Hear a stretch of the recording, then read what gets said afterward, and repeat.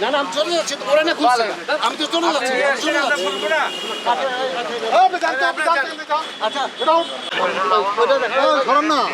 আরে ভাই আপনি সরেন না আমাকে কাজ করতে এই অনুষ্ঠান করতে দিবে না পুলিশদের ফল্ট নাই কারণ উপর থেকে যদি কোনো নির্দেশ আসে ওরা এটা মানবে হ্যাঁ উপর থেকে যদি কোনো নির্দেশ আসে গরিবদের কিন্তু আজকে আজকে আপনার জায়গা নাই বাংলা না না এখন তো শুনতে পাচ্ছি আমি চলে যাচ্ছি এই দেখেন সরেন না আরে ভাই আপনি সরেন না আমাকে কাজ করতে দোয়া করার জন্য ধানমন্ডির 32 নম্বর একজন এসেছেন এবং তিনি বলছেন যে স্বাধীনতা দিবস উপলক্ষে তিনি এখানে আসলে একটি দোয়া মাহফিল করতে চান এবং এখানে তিনি কিছু ব্যানার নিয়ে এসেছেন। সেই ব্যানারগুলো আসলে আইন শৃঙ্খলা রক্ষাকারী সদস্য যারা রয়েছেন তারা দেখছেন আসলে। না না আমি চলে যাচ্ছি তো ওরা না খুঁজছে আমি তো চলে যাচ্ছি আচ্ছা আমার কাপড় নিয়ে কাপড়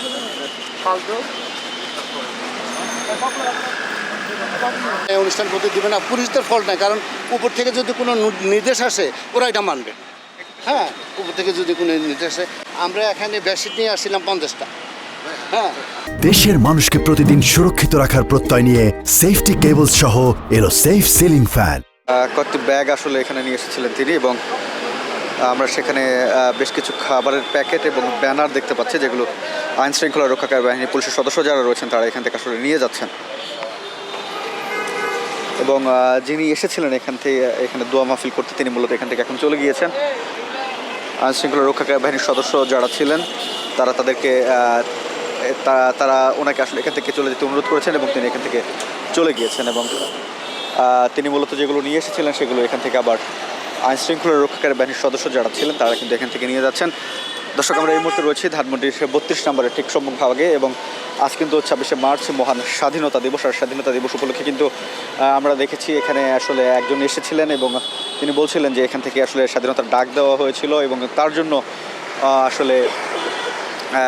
তিনি কিছু দোয়া মাহফিল করতে চান এবং কিছু তবারক নিয়ে এসেছিলেন যেগুলো